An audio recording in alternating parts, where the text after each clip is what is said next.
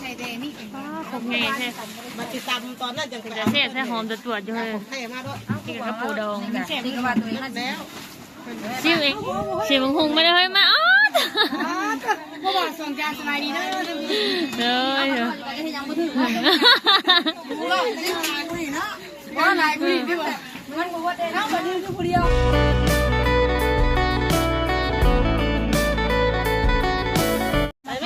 เปิดภาพขึ้นมากับพี่น้องเอ้ยจักเสียงเมียงมายั่วอยู่ทางนี้มึงนี่โดยสบายดีเด้อผู้ทั้งนั้นกันบริษัทแรก โอ้ยดิ กันดาราดิวะ ใส่ลายแซ่บลายเนาะ แต่มันบ่แซ่บ ตอนนี้กำลังติดตามมังหุงเด้อตอนนี้แม่นางนิวกำลังเริ่มเลยนี่ใส่ลายวานลายได้ทั้งน่ะวันนี้ก็มางานบุญพี่น้องมาซอยเพื่อนบุญอีกแล้ววันนี้ก็ได้กำลังที่กะเกียมเงี้ยวข่าวเงี้ยวย่ำตอนเที่ยงแขกคนมาโมมาทานพี่น้องเลยนั่นก็เริ่มเลยเกียมใส่ผักเตรียมเรียบร้อยบางทีก็เป็นจะแช่ด้วยนะเฮ้ยเนาะเนี่ย กันไม่เจ็บหัว กัดได้ดิ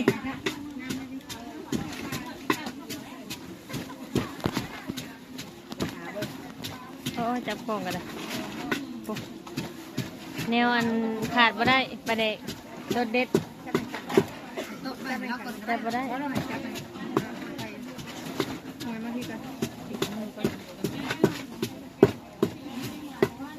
ดดเนาะเนาะมันจะผ่อนไฟมันจะผ่อนแดดใครได้แบบมีลมแค่นี้จ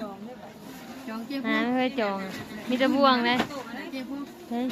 จองนี่บ่นี่ตักประเด็ก ตักประเด็กเอา คนนี่เอ้ย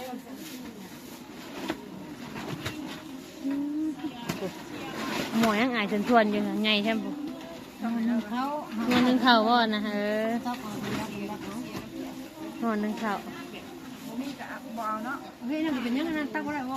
เอาล่ะครับโอ้ตัวสิคนยืนมันนะร่วงเลี้ยงไปก็ได้นะ โอ้ยมันน้อยบวงนะ เอาใครพูดจะไม่ไปเอาอันนั้น มาแล้วนี่กระปูดอง บ้านมาแล้วประธานเขาล็อกอันนี้นะ ดูนา เหมือนดิ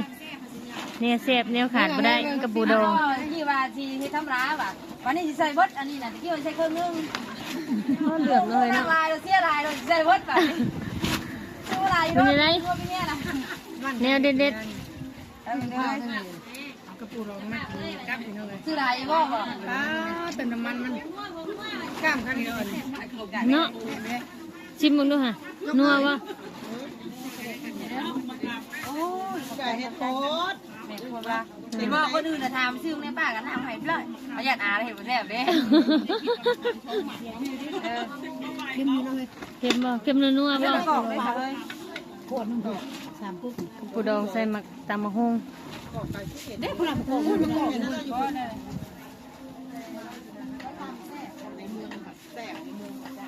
ข้าวมันนี่กระจายนะเจ๊พ่อมาถ้วยมันเลย นี่บ่เอาเฮ้ยหอมใช่เฮ้ยนี่หอมประเดกใช่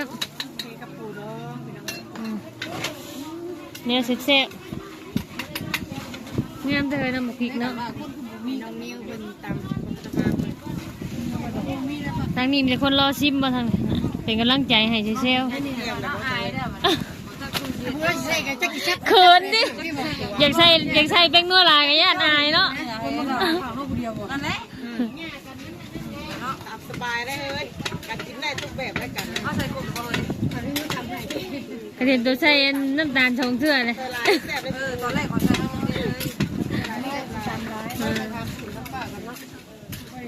ไม่ขาดกี่ร้อย แซ่บบ่ สูตรตรงนี้น้ำปลาเขาน่ะแค่ตัวกระโดด หากำลังเห็ดอยู่ในบ้านได้ที่ไหน ใช่ไหมที่หามือแล้วออกใส่ตู้ไว้ว่าจะให้เพิ่มที่หามือ3 มื้อนึง เบิ้ลเป็นอะไร มันก่อน สูตรตัวได้แซ่บจ้ะ ว่ามันเป็นอยู่มันก่อนเลยกินก่อนเด้อใจห้อนก่อนเลย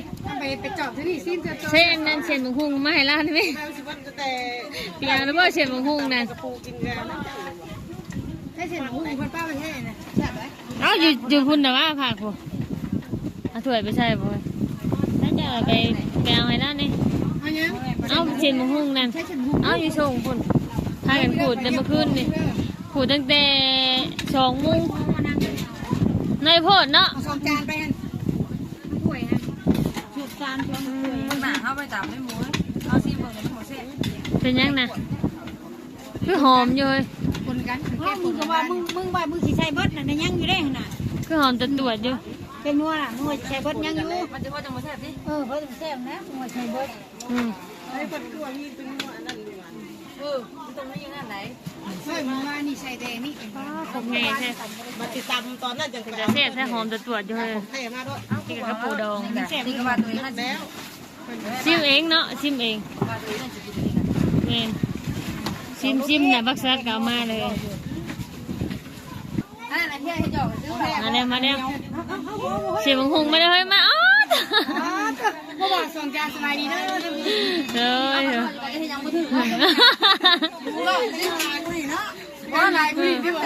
มันบอกว่าเท่ากับนี่คือคนเดียวนะแล้วเขาใส่อย่างแน่เลยน้ำผู้สาวนี่ไม่ปวดหัวเนาะยังไงแล้วมันจักอีเขาชาวบ้านชาวนู่นตัวนี้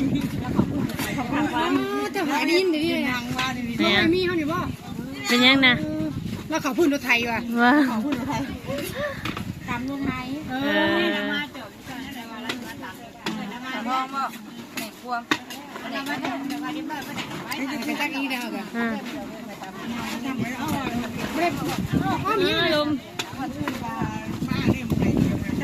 ลมป้ามันไปชักยาไปตัวนี้นะ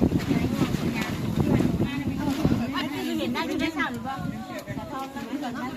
แซ่บบ่แซ่บบ่ ซื้อมาจังเบกันแซ่บกันนั่นก็รบกวนแล้วเข้มเลยโอ้ยในหมากกระถินใส่เลยจะแซ่บขนาดเลยพี่น้องชิมแซ่บบ่หรือบ่แซ่บชิมเลยชิมไหมแซ่บบ่แบบหนาคนจำ เบิ่งหน้าชิมมันกันเด้อชิมเลยให้เด้อชิมมันกันเด้อ คิดบางทีน่ะคนตำเป็นอะไรรสชาติแบบไหนคนตำอะไรชิ้นเดียวกันเนี่ยกินดิ ปลาเส้นเนี่ยแบบว่าใช่ไม่ได้เนาะคู่กันเนาะ แซ่บกว่าคู่อ่ะเนาะ หน้าคนตำเป็นไง โอ้ยใส่เด้อนี่พี่น้องเลยนี่แซ่บเลยจักมันยังน่าเซลอยู่มันหยดมันหยาดอยู่กินเลยนี่แซ่บอยู่แซ่บเพียงคนแล้ว แซ่บอยู่ดอกนี่นะ แล้วหวาน แซ่บมีใจอยู่เนาะบวงเนี้ย แม่แผลไปว่าแล้วแม่แผลไปว่าแล้วไปว่าแล้ว ผมไม่รู้กินเลย ไปแล้วไปเลย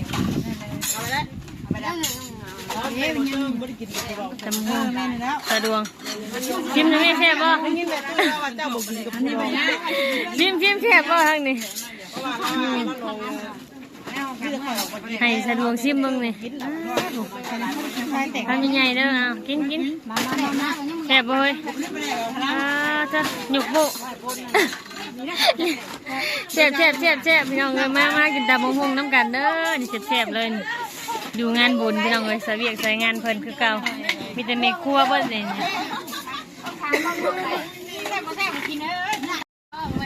แซ่บคักแซ่บแน่จนเกี่ยงพี่น้องเลยเรียมือไวๆแซ่บคักบัดนี้หลอกกล่องกระเหลือบเลยนะพบที่2พี่น้องเลยบัดนี้ทั้งสาวทองลงมือบัดแซ่บเหลือแดนหมักเล่นเหลือแดนน้ำบัดแซ่บคักแซ่บนี่พี่น้องเอ้ยพบที่2บัดนี้พบที่2